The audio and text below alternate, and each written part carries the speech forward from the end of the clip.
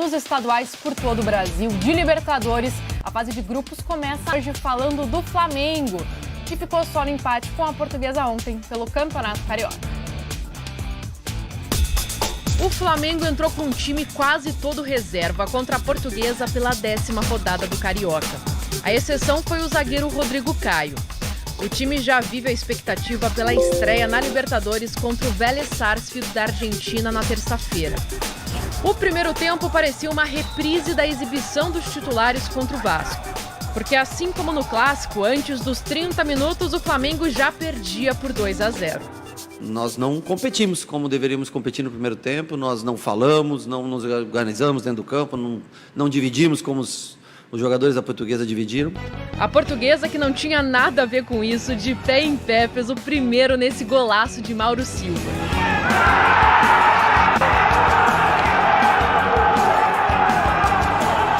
E com 27 minutos cravados, Romarinho ampliou o placar. A parte boa que fica é não ter se desesperado no segundo tempo e conseguir reagir. Reação que veio nos pés de Pedro. No primeiro tempo, parou em Neguete, quase na linha do gol. Mas depois da boa jogada de Michael, o goleiro nada pôde fazer diante da categoria do toque de calcanhar do atacante. Minutos depois, após passe perfeito de João Gomes, Pedro mostrou mais uma vez que tem repertório para jogar no time titular sempre que Rogério Ceni precisar. 2-2. Empate que fez o Flamengo dormir na liderança da Taça Guanabara. Mas se o Volta Redonda vencer ou empatar com o Bangu hoje à tarde, pula para a ponta da classificação. Para o Flamengo, agora o foco é total na Libertadores, terça-feira. Sabemos que jogar na Argentina é sempre difícil, né? É sempre complicado, mas nós estamos recuperando os jogadores, trabalhando bem e eu tenho certeza que nós vamos fazer um grande jogo, um jogo bem melhor do que foi feito contra o Vasco. E hoje aqui comigo, Conrado Santana, direto da sua casa, no Rio de Janeiro. Como é que você está, Conrado? Boa tarde.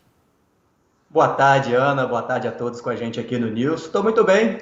E já para falar aí desse Flamengo, né? Como o próprio Rogério Ceni diz, não foi um bom jogo ontem, né?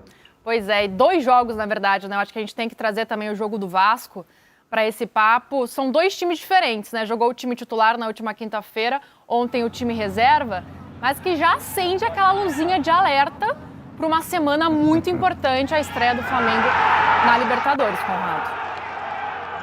É a loucura do futebol brasileiro, do nosso calendário, principalmente nesses últimos 2 anos, né, com a questão da pandemia. O Flamengo jogou com time reserva, mas quando o próprio técnico, né, a gente viu ali na reportagem, falou que no primeiro tempo a gente não correu, a gente não dividiu, a gente não se organizou. Basicamente ele falou que o próprio time dele entrou desmotivado, né, sem aquela garra para jogar, entrou com talvez um salto alto aí, teve que correr atrás do resultado, mas aí com o Pedro conseguiu empatar. Nesse gol aí é interessante falar, Helena, e olha aí o Gustavo Henrique, ó, tentando dividir e não conseguiu, né, ele que está cotado, né, para substituir o Rodrigo Caio, que está suspenso para a primeira partida da Libertadores pela expulsão lá na última temporada, né? Então ele vai brigar aí com o Bruno Viana, mas acabou errando nesse gol. Pois é, e essa é a principal dúvida do Rogério Ceni para a próxima terça-feira, já que você citou. O Gustavo Henrique não foi bem ontem, como você bem disse, e o Bruno Viana também não foi muito bem na última quinta-feira contra o Vasco. Você optaria mesmo pelo Gustavo na terça? É difícil, viu? Eu acho que o Bruno Viana está chegando agora, né? Eu acho que ele é mais zagueiro do que o Gustavo Henrique, mas como você disse, com o time titular ele também não foi bem, né? No primeiro gol ali, ele acabou perdendo de cabeça pro Léo Matos, mas a jogada do escanteio também foi ele que cortou para escanteio de forma errada, né? Tava uma bola mais tranquila, dava para ele talvez ter feito melhor, mas está só no começo, né? Uma grande pressão substituir o Rodrigo Caio, realmente fica difícil saber quem o Rogério Ceni vai escolher. Eu iria de Bruno Viana, mas talvez para o Gustavo Henrique estar mais tempo ali jogando com o time, ele pode ter a preferência do Rogério Ceni. O Bruno Viana que começou muito bem o Campeonato Carioca, mas acabou daí descendo um pouquinho de produção nos últimos jogos, principalmente no jogo contra o Vasco. Mas já vamos mudar aqui de assunto. Vamos falar do Pedro, porque a gente fala muito aí de um ataque, que o Pedro briga com o Gabigol. Mas num time, Conrado, que a gente vê que está oscilando bastante, um Everton Ribeiro, que oscila bastante, o próprio Bruno Henrique, será que o Pedro não pode mesmo jogar junto com o Gabigol nesse ataque titular do Flamengo? Com certeza pode, né? Claro que pode. Só que o Flamengo está ganhando tudo com esse time que está aí, com esse quarteto, né? Ele sabia disso, o Pedro, quando aceitou vir para o Flamengo. Os caras ganharam tudo, né? Bruno Henrique, Arrascaeta, Gabigol, Everton Ribeiro. Eu acho que desse quarteto hoje em dia, desde o final da última temporada, o Everton Ribeiro está abaixo, né, do que ele pode apresentar. Chegou a vestir a 10 da seleção brasileira, jogou bem, né? Na seleção do Tite, mas depois ele caiu um pouco de rendimento, não está tão bem assim. Só que a entrada do Pedro tem que mudar muito a forma de jogar, né? Eu acho que o Rogério Ceni não sente confiança nessa nova forma. Eu acho que deveria tentar, né? Poderia ter usado até esse campeonato carioca para tentar essa nova formação, para chegar agora no jogo de Libertadores e poder mexer. Eu colocaria acho que como? Por exemplo, um Pedro mais centralizado e o Gabigol mais aberto. Isso. Exatamente, o Gabigol caindo mais pela direita, que ele já fez isso na carreira, mas isso acaba sacrificando um pouco o Bruno Henrique. Por exemplo, o técnico espanhol Domènech Torrent era muito criticado, porque o Bruno Henrique era ponta mesmo, tinha que voltar muito. Para o Pedro jogar, o Bruno Henrique tem que fazer isso, por exemplo. Então muda a forma de jogar, né? É um outro jeito, com um centroavante mais fixo, e isso requer treinamento. A gente tem que lembrar que é o Everton Ribeiro, né? Não é qualquer um, né? É um grande craque, realmente está abaixo, mas é um jogadorzaço que tem uma história aí riquíssima, inclusive com a camisa do Flamengo. Eu acho que o Rogério Ceni ainda não muda, né? O Pedro continua banco. É uma pena para ele, né? Um cara que tem capacidade para jogar até numa seleção brasileira como camisa 9, mas nesse time do Flamengo tá difícil para ele. E os números provam isso. Inclusive, a gente tem os números do Pedro com a camisa do Flamengo para mostrar para vocês. O Pedro, que tem 57 jogos pelo Flamengo, 28 como titular, 29 entrando durante as partidas e 26 gols marcados, né? Ele precisa de 111 minutos para marcar um gol. Um jogador com esses números, Conrado, não seria titular em qualquer time do Brasil? Seria. O Pedro jogaria em qualquer time, dependendo do técnico, inclusive no Flamengo. Mas o Gabigol, por exemplo, se a gente for comparar, né? O Gabigol fez 2 gols no final da Libertadores. O Gabigol é histórico na história do Flamengo. Ele está lá entre os principais jogadores. Não é fácil assim tirar um Gabigol e botar o Pedro.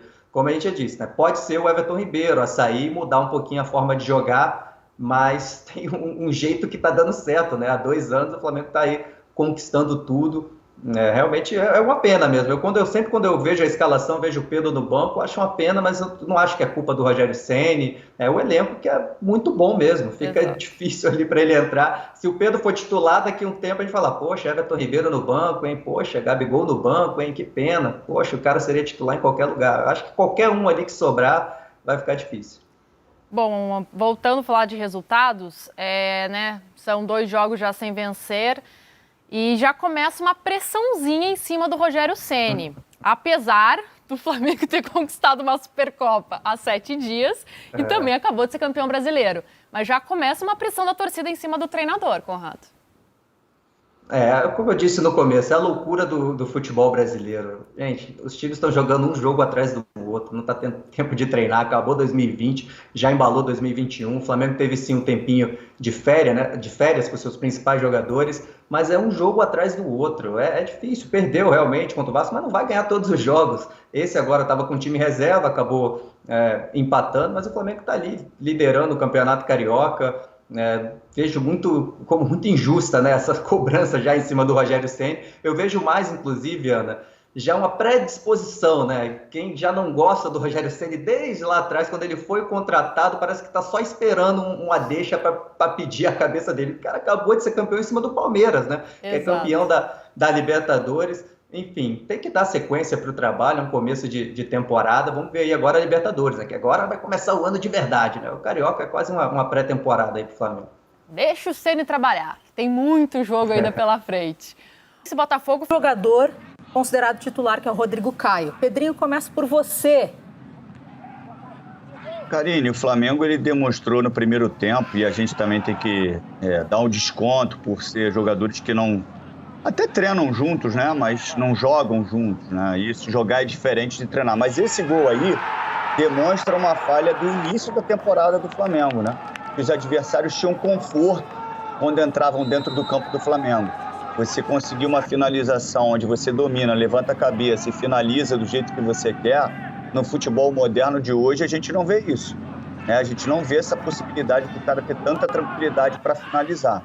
Um primeiro tempo que o Flamengo não conseguiu imprimir o ritmo, pegou uma Portuguesa muito organizada atrás, né? Jogou com 2 caras no meio, e aí você tinha uma saída praticamente com 4 jogadores, porque era o Hugo Moura, o João, e os 2 zagueiros, muita gente por trás e pouca gente entre linhas para receber esse passe. E o Flamengo não tinha força ofensiva. O Michael tentou e criou algumas oportunidades, mas quando ele pega um jogo muito apertadinho, a gente vê que ele tem dificuldade, e aí um erro de marcação, eu acho que é Natson, se eu não me engano, o lateral direito da Portuguesa. Ele dá toda, se a gente depois puder voltar, ele dá toda a perna direita para o Michael sendo destro. Ele esconde completamente o fundo, né, com medo de tomar um tapa na velocidade do fundo para o Michael e perder na corrida e dar o meio. Eu prefiro que o Michael cruze como marcador com a perna esquerda do que com a perna direita. E aí depois, no segundo tempo, foi outro cenário, né? No segundo tempo, o Flamengo conseguiu chegar um pouco mais, e o Pedro, artilheiro como e conseguiu chegar a um empate. A gente já colocou no ponto o gol que o Pedrinho quer ver de novo. Com o lateral que você falou, Watson. É Natson, né? Vá. Pessoal, olha como, olha como ele então dá pode ser Watson ou Vá. Olha lá. Ele dá a perna direita, sendo que o Michael é destro. Eu prefiro muito mais que ele perca na velocidade para o Michael na esquerda e o Michael tenha que cruzar com a perna esquerda do que levar para a perna boa, né? Aí é leitura de saber quem você está marcando. Vai mais uma vez. Olha como ele dá um pico para o Michael. Aí o Michael tem toda a possibilidade do cruzamento para a perna boa. Verdade.